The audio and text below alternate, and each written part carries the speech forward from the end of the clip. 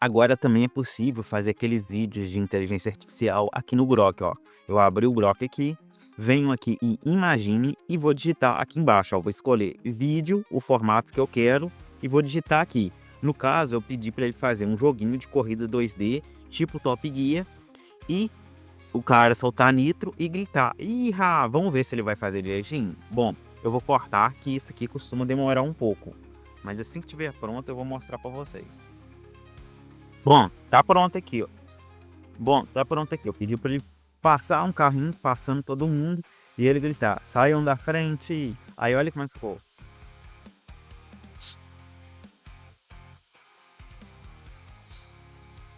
Bom, eu posso baixar aqui, né, o vídeo e postar, mas já usaram aí o Grok para fazer essas animações? Eu poderia ser um pouquinho mais específico, mas enfim, valeu.